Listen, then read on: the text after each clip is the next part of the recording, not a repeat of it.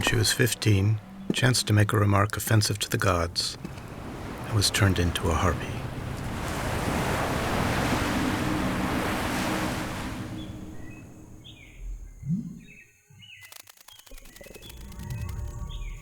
From then on, she lived in the forest, and I shudder to think what a time of it she must have had.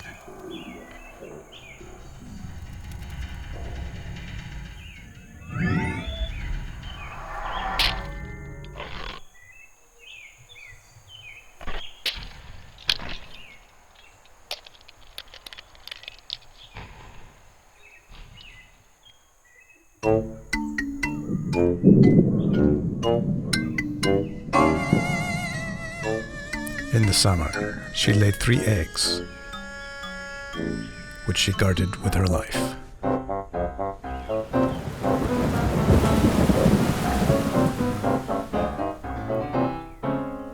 When we emerged from the shell, it was apparent my sister took after the avian side of the family, whereas I was human in all aspects,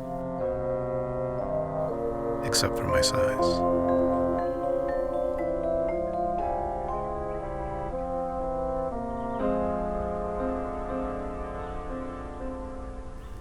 The 3rd egg did not hatch.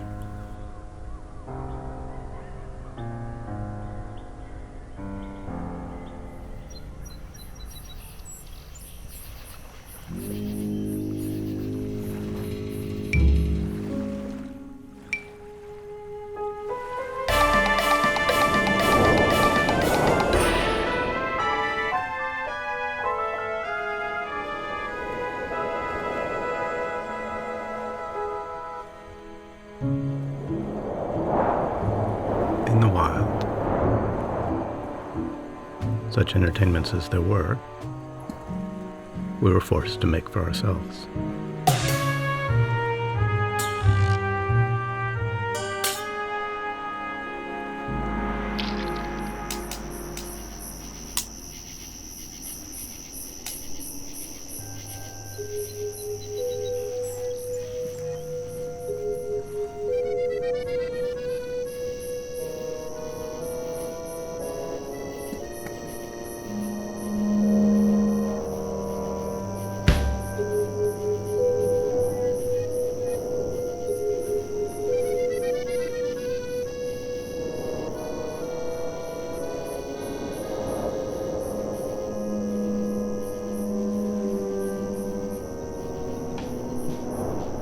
As the days grew shorter, my sister grew more and more restless. And at last, in October, she could stand it no longer and flew south.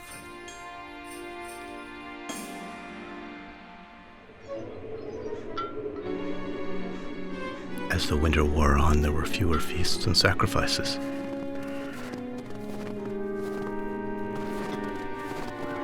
It became more difficult for my mother to forage our meals.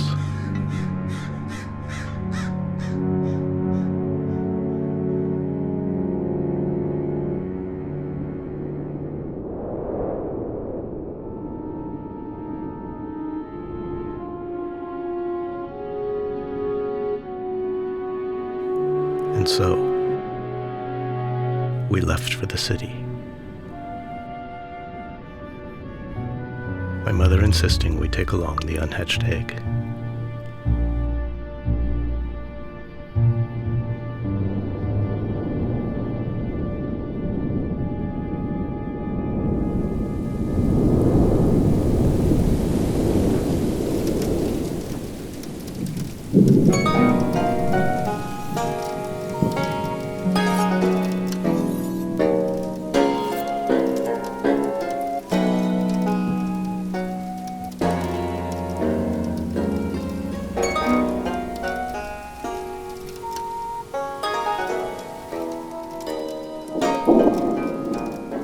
In the city,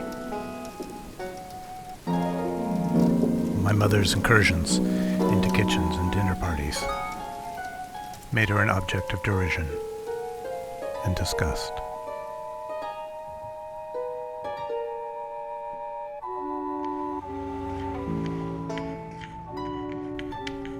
she came to dread being seen, and hardly ever went out.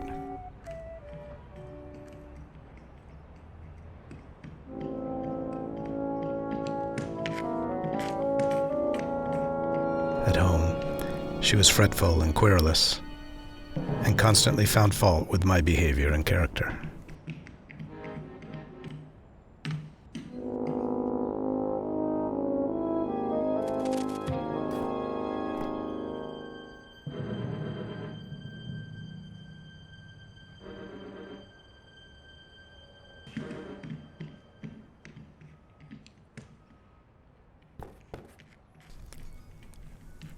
As she no longer enjoyed stealing, we often went hungry. To supplement our income, I began singing on the corners for change. The seagull's beautiful daughter was wed to the churchyard door. Now she shuts her eyes and shudders each time she hears him call.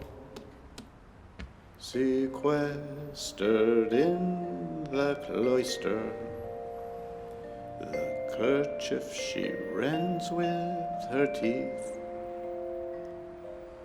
moister than the oysters she would sell from her stall on the heath. Round the pier when the candles flicker and the sailors come home from sea, midst the songs and the laughs and the liquor, will there still be a place for me?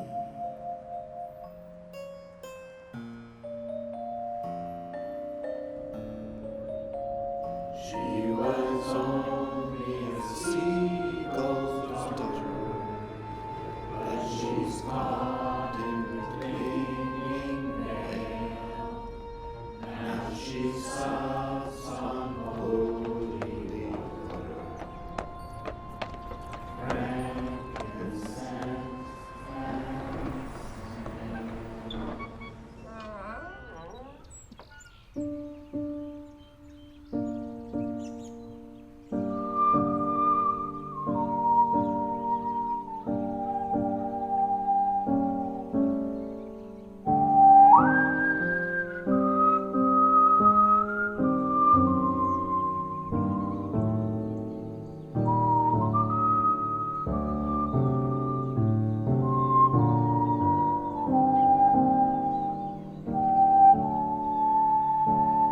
My small size and mournful demeanor made me popular with women.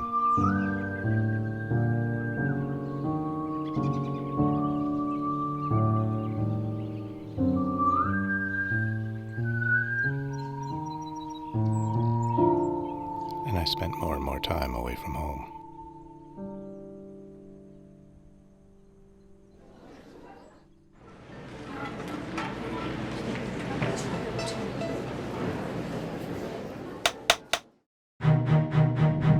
One stormy night in Malta, they caught up with the Tartar and they took him to the boss. Extracting his confession and lacking all discretion, they spilled his tartar sauce.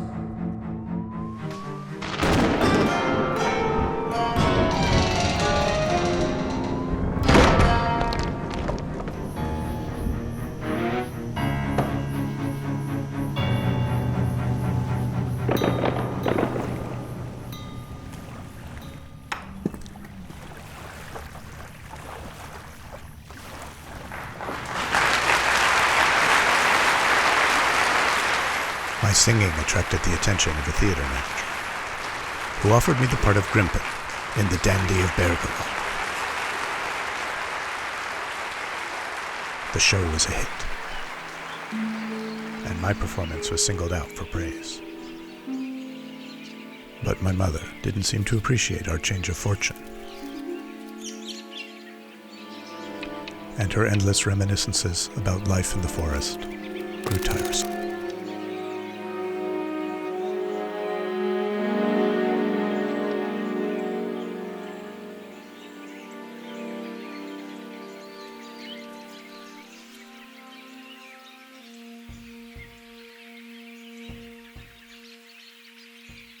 The Dandy of Bergamo was followed by a Maiden's Misstep and the triumphant 2-year run of Spicy Saucers. Old and homely nights alone, reading Proust, eating ice cream, lost in second-hand dreams, wondering what real love means. You're a nitwit, You're a misfit, dégoûtant. knobby knees. Think how happy you'd be if you could have a girl like me.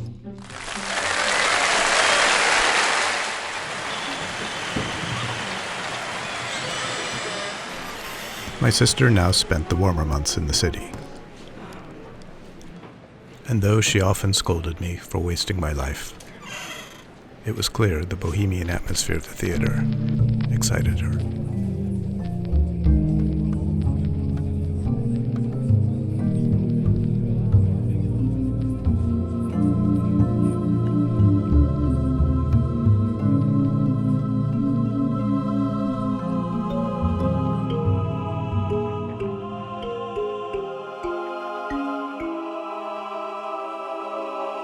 Little Rollo, in force majeure, is the role for which I shall probably always be remembered.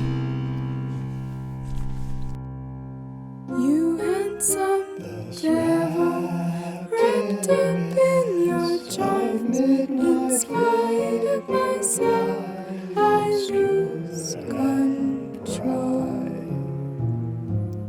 Take me in your arms, take me in your arms, if night alive to live, I'd sell my soul.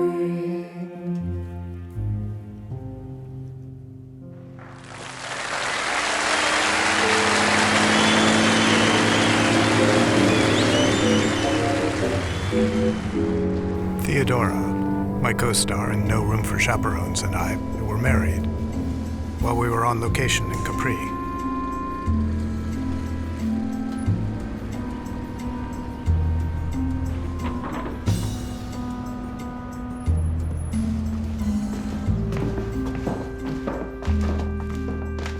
I was nervous about bringing my new bride home to meet my mother.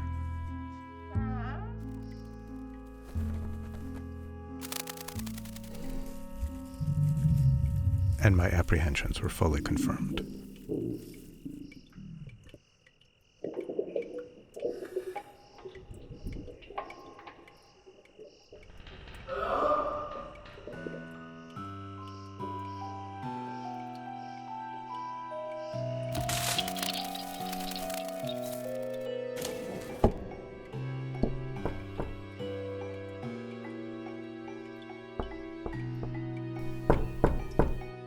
Theodora found the atmosphere intolerable and soon departed, pleading a prior engagement.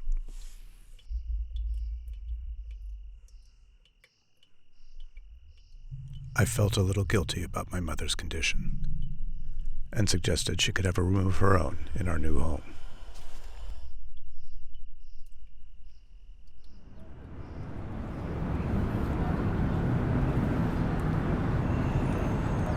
I was relieved when she declined.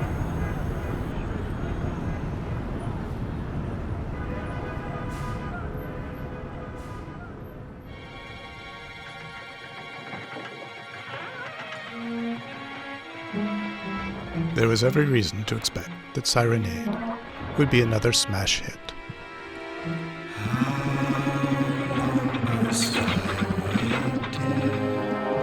Waiting here, hoping you'll see me, drifting aimlessly, longing endlessly. I was hasty, I can see that now. Sleep, sleep.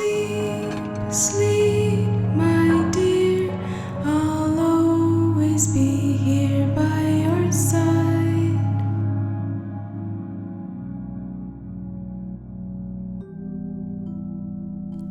But who can explain the vagaries of popular taste? Our production was shut down after 2 weeks and replaced by a lightweight sex comedy. Adding to my concern, it became clear that my sister, by now the mother of 14, was carrying on a disgraceful affair with a charming but utterly worthless acquaintance of mine who ran a string of second-rate chorions. When I confronted her, she laughed unpleasantly and somewhat hysterically and told me I should tend to my own nest before I presumed to lecture her on how she managed hers.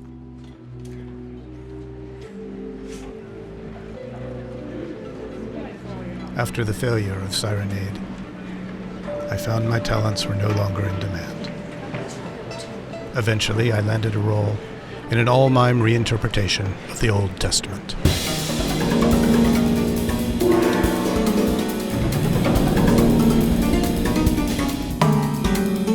But our funding collapsed during previews, and we were forced to close without having opened.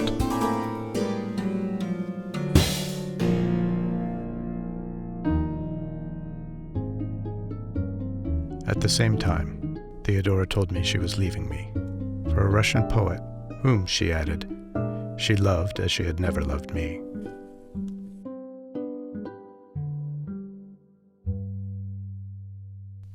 Broken-hearted, I went to see my mother.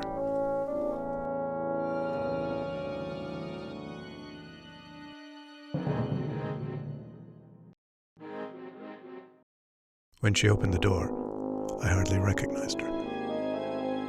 The years seemed to have fallen away. The reason was soon clear. The third egg had finally hatched, and an unusually hideous baby lay in the bassinet. "Mother, Theodora left me," I said, hoping to penetrate her air of cheerful distraction. "Yes, dear," she replied, barely looking up.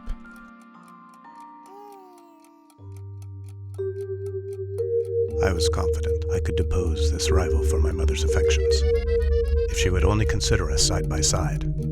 "Mother, I really think the time has come for you to move in with me," I said. "I could look after you in your old age." "No, I don't think that would work, dear," she said. "You'd better patch things up with your wife. I'm sure you can figure something out."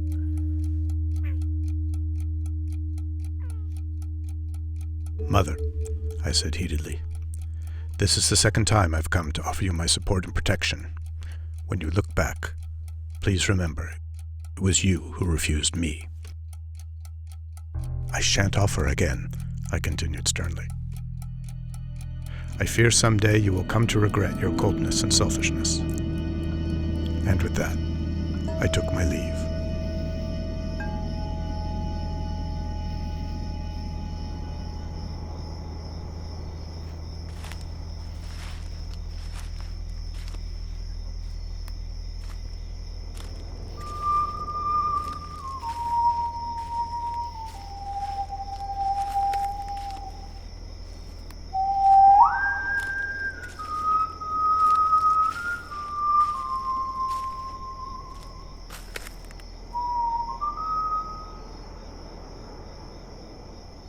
That's beautiful. I love music. Do you?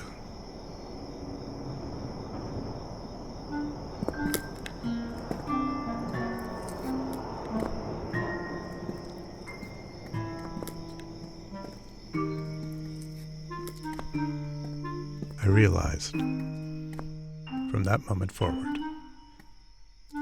I would devote myself entirely to my art.